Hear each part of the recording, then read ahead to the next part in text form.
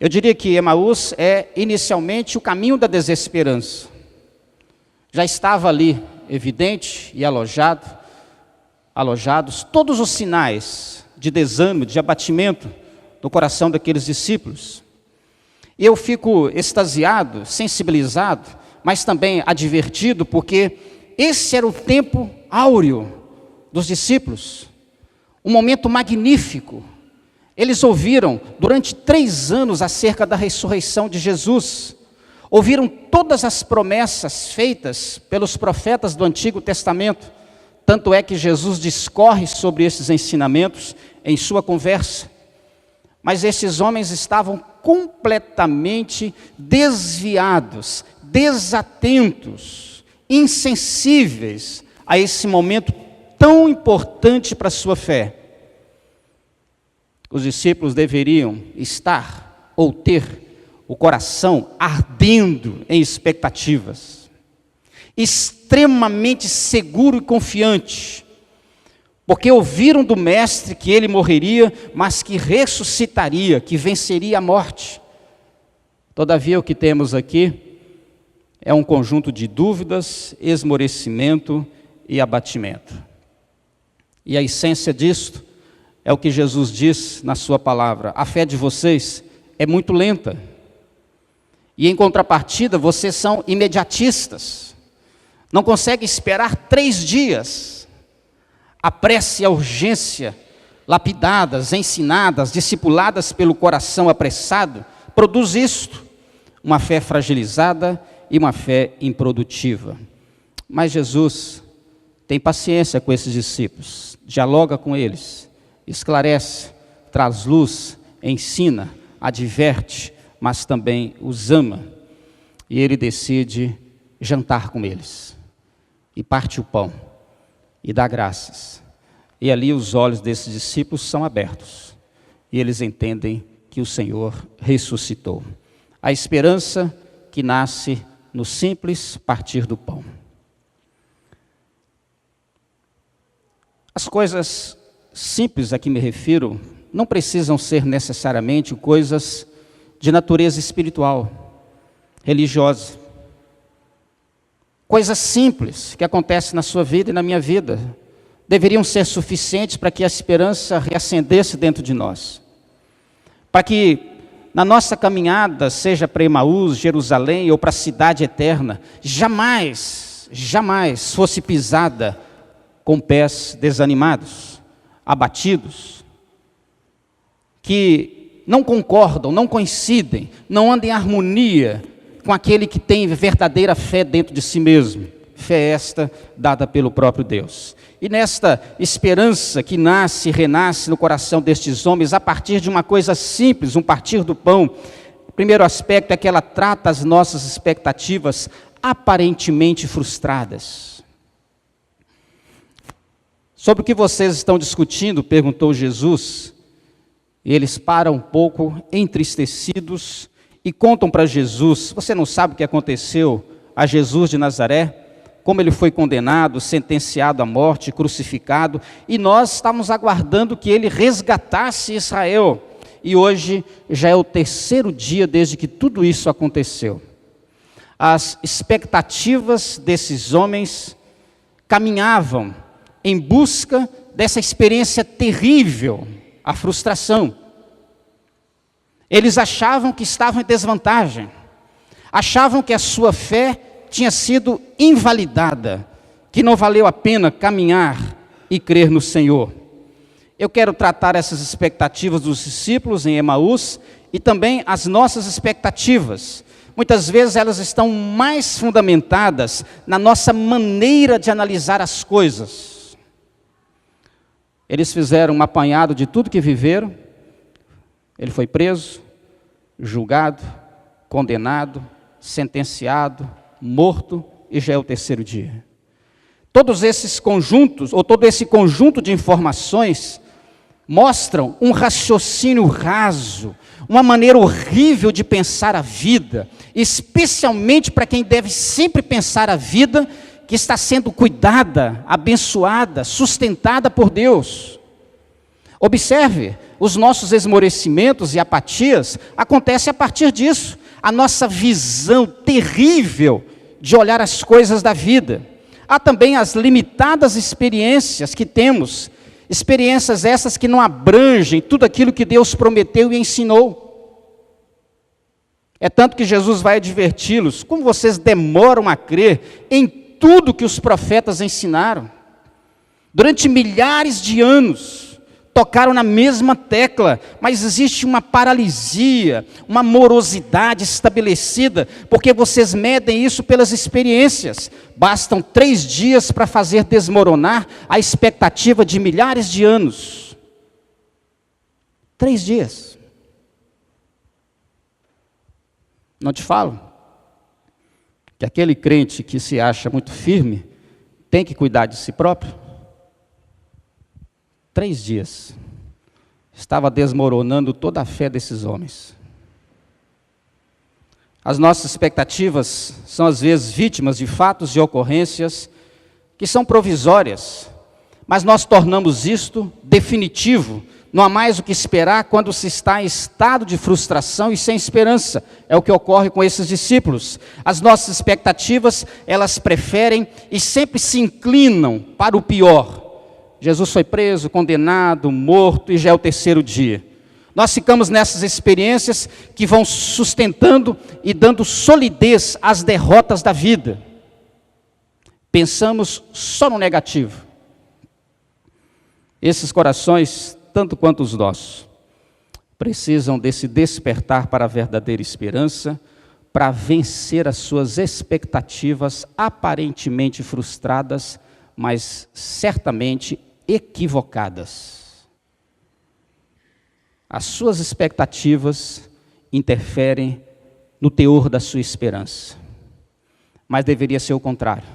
A sua esperança tem que pesar no teor das suas expectativas e perspectivas. A esperança que nasce no simples partir do pão, ela trata nossas expectativas aparentemente frustradas, ela trata a fé e a nossa confiança ligeiramente afetadas. As mulheres foram ao túmulo e chegaram com um testemunho alarmante. Disseram que viram anjos e estes anjos proclamaram que Jesus está vivo. Alguns dos outros discípulos, os nossos companheiros, até foram ao sepulcro e constataram mesmo que estava aberto, mas não o viram. Aí Jesus diz no verso 25, como vocês custam a entender e como demoram a crer em tudo que os profetas falaram. A ineficácia dos muitos testemunhos, quando se perde a esperança, olha só. E trazendo isso para um contexto próximo, é aquele tipo de crente que lê as histórias da Bíblia com incredulidade. Aquilo ali não tem nada a ver com a sua vida.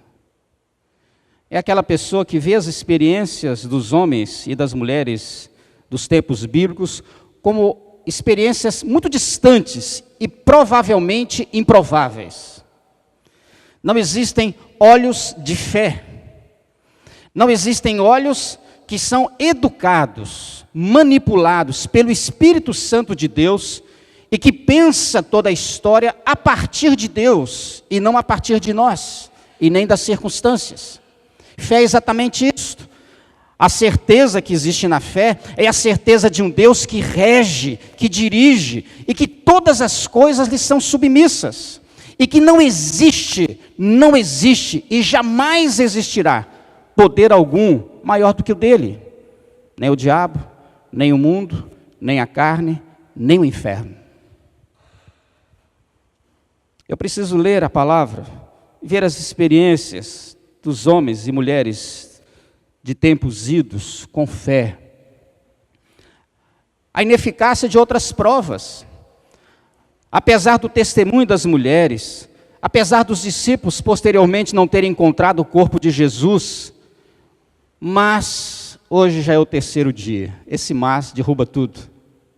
Quando o coração anda sem esperança, nem a palavra ajuda, por incrível que pareça, nem o testemunho das pessoas ajudam, mas o problema não está na palavra e nem no testemunho, está no coração contido em si mesmo.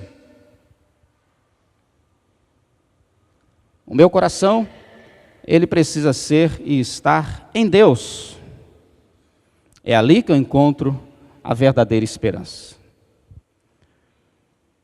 Os mas identificam os nossos limites para crermos naquilo que é e que vem de Deus. E esta ineficácia de todo esse conteúdo bíblico, já conhecido, agora se torna ferramenta nas mãos de Jesus, porque Jesus vai expor toda a palavra, e ele começa lá em Moisés. Jesus faz um verdadeiro seminário com esses discípulos transeuntes. Ele vai expondo profeta após profeta. Passou por Isaías, passou por todos os profetas, mostrando, detalhando as profecias com respeito à sua pessoa e ao seu ministério. Jesus dá um passeio pela palavra para fazê-los lembrar de tudo que estava escrito. E é disto que o coração tardio em fé precisa. A princípio, é necessário crer primeiramente na palavra, para depois crer espiritualmente no Senhor, ainda que estas coisas se confundam. A demora e a lentidão de alguns, e neste caso aqui, pessoas que eram razoavelmente íntimas de Jesus, por incrível que pareça, até os íntimos de Deus pecam, fracassam, falham, e de repente você se vê no caminho de Emaús, ladeira abaixo, desanimando-se, abatendo-se em sua espiritualidade. É aquele tipo de intimidade, mas que não é traduzida em resultados, em frutos para a vida prática. É preciso que haja uma certa resistência em nós, produto da nossa intimidade com Jesus, mas que isso se configure no nosso viver diário. É isso que vai dar luz às nossas expectativas, é isso que nos faz crer. Lá, mais adiante, o coração e os olhos desses discípulos, os olhos da fé, são desvendados, descobertos, e eles passam a crer. O lado positivo é que diante da presença de Jesus, pelo poder da palavra, nenhum coração resiste. O coração crê. Quando você se sentir pequeno em fé, você tem duas alternativas: a presença de Jesus e a palavra, que é exatamente o que poucos crentes têm feito hoje. Pouquíssimos crentes gastam e investem tempo com Jesus, na sua intimidade pessoal e com a palavra. A esperança que nasce no simples partir do pão, ela trata nossas expectativas aparentemente frustradas, ela trata a nossa fé e confiança ligeiramente afetadas, e ela trata e corrige o coração naquilo que ele mais precisa. Todo coração precisa das verdades de Deus para que ele seja corrigido e estabelecido e mantido naquelas virtudes espirituais essenciais. Diz o verso 31 que os olhos deles foram abertos e o reconheceram, e ele desapareceu da vista deles. Mas logo agora, agora que a coisa estava ficando boa, é porque agora não precisa mais. As aparições de Jesus, ainda que obedeçam aos propósitos de Deus, elas tinham um propósito muito humano: alcançar o coração daqueles discípulos, próximos dos discípulos, porque eles precisavam crer. Eles precisavam crer. A presença de Jesus já produziu o que precisava. Perguntaram-se um ao outro, a partir do verso 32, não estava queimando o nosso coração enquanto ele nos falava no caminho e nos expunha as Escrituras? Verso 33, eles se levantaram, voltaram para Jerusalém, encontraram os 11 e outros mais que ali estavam e disseram: é verdade, o Senhor ressuscitou e apareceu a Simão. Os mesmos discípulos que pouco antes disseram assim: já fazem 3 dias. Agora eles estão dizendo: é verdade, ele ressuscitou e apareceu aos irmãos. O coração agora é mudado pela presença de Cristo. Nada muda mais um coração, nada atende à necessidade e demandas de um coração do que a presença de Cristo. Quando nós celebramos a ceia, nós nos lembramos da presença de Cristo, não apenas pela simbologia dos materiais, mas pela sua presença espiritual em nós. E isto não se limita e não está confinado a um templo. A presença de Cristo a presença de Cristo ela é permanente, não é ocasional, não é circunstancial. Ele é presente, Ele está presente. Uma das primeiras dificuldades teológicas que eu tive é que na minha época as liturgias tinham lá no começo do culto a oração de invocação. E eu sabia o que significava isso, humildemente falando, na intenção dos litúrgicos, era pedir a Deus que Ele se fizesse presente, se manifestasse. Mas de fato nem precisa invocar porque Ele está e Ele é. Como eu vou invocar aquele que já está e já é? Fica parecendo que Deus é um espírito perdido por aí e que de repente eu dou o endereço da Marquesa de São Vicente, número 100, para que Ele se faça presente e nos abençoe. Mas Deus está presente, Ele é presente. O coração humano só pode ser mudado por essa consciência. Você percebeu como o nosso coração queimava quando ele expunha as Escrituras? A presença de Jesus muda tudo. Mas não é a presença apenas de Jesus, mas a consciência dela. O coração é aquecido pela exposição da palavra. O coração que agora crê nas verdades que a fé precisa. Ele realmente ressuscitou. Mas esse coração, agora ele testemunha, fala, expõe aquilo que viveu e experimentou. Aqui nós temos um marco, é o fim da desesperança, o renascimento de uma esperança que se confunde, se mistura e se manifesta por meio de certezas. Você precisa ter certezas na sua vida, a presença de Cristo é uma delas. Você também precisa ter certeza que nós estaremos com Ele para sempre, para não temer a morte, que é o grande inimigo das nossas almas. Creio até que a morte, nesse sentido, é muito pior do que o diabo. As ações do diabo são contidas, as ações da morte não. Os pavores do diabo são disciplinados, mas os pavores da morte não. A morte é tudo aquilo que nós não queríamos. Poderíamos enfrentar 10 diabos, mas não temos suficiência para enfrentar uma morte. Tanto é que Jesus morreu a sua e a minha morte, porque nós não temos suficiência para enfrentar a morte. Mas o crente que envelhece e que sabe que pode morrer de um aneurisma a qualquer instante, ou pregando infartar, não é o meu caso, não estou com pressa, mas ele sabe disso, pessoas morrem, morremos facilmente. Existem bactérias em nós ou fora de nós que umazinha põe a gente no caixote de madeira. Umazinha. Mas ele tem a certeza da sua eternidade com Deus. Essa é outra grande certeza.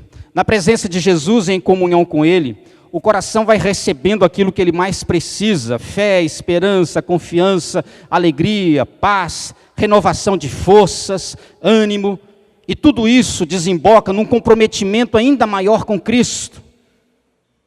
Fico imaginando a robustez final desses discípulos a caminho de Emaús, após esse encontro com Cristo. Se sentiram fortalecidos, renovados, de forma que o Emaús, que começa de forma cabisbaixa, abatida, triste, desanimadora, se torna a bênção maior na história desses homens. Aquele que poderia ser o pior caminho, se tornou o melhor caminho de suas vidas. A esperança que nasce ao simples partir do pão. Esperança é enxergar o que não se enxergava antes. Ela tem o poder de alterar o ritmo do coração, que lida com aquilo que ele considera e chama de fim. Os olhos desses discípulos foram reabertos. Eles passaram a ver o que antes não viam. E isso alterou profundamente o movimento, o ritmo do coração desses irmãos. Eles que viviam aquela sensação de que tudo tinha se acabado, era o fim de tudo, renasce para um novo começo, para uma história que só está começando, a história da igreja, inclusive a história de hoje. Estamos aqui por causa dessas histórias.